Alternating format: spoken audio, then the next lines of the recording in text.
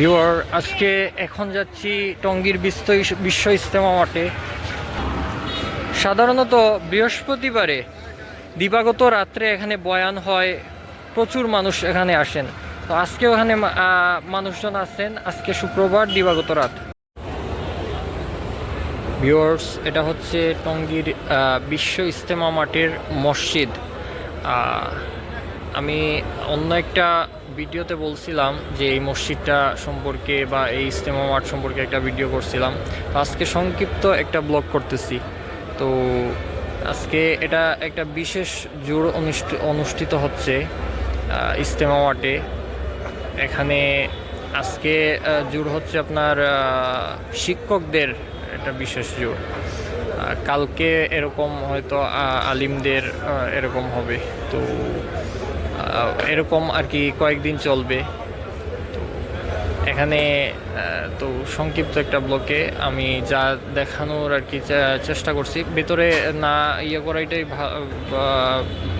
না ভিডিও করাটাই ভালো, যেহেতু এটা এটা দিনী মজলিস। তো আমি বাহির থেকে যতটুকু সম্ভব দেখালাম।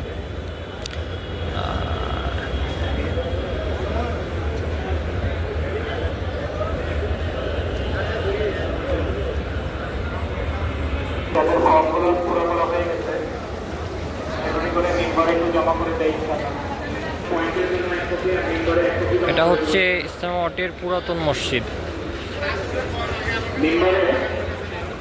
আর এটা হচ্ছে নতুন মসজিদ।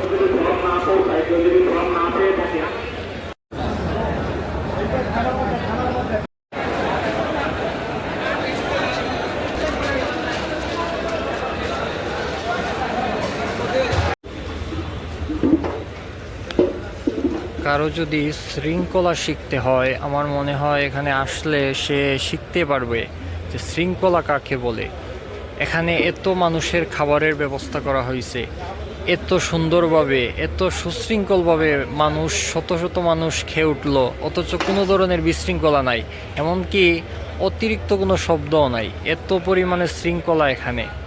তো এখানে কেউ কখনো আসলে বুঝতে পারবে শৃঙ্খলা কাকে বলে, আর এত সুন্দর সুশৃঙ্খল সব কিছু।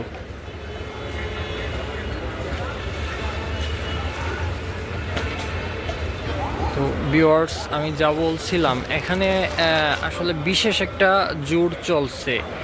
তো আজকে হচ্ছে শুক্রবার দিবাগত রাত। আজকে শিক্ষকদের বাংলাদেশের সমগ্র বাংলাদেশের শিক্ষকদের একটা জোর হয়েছে।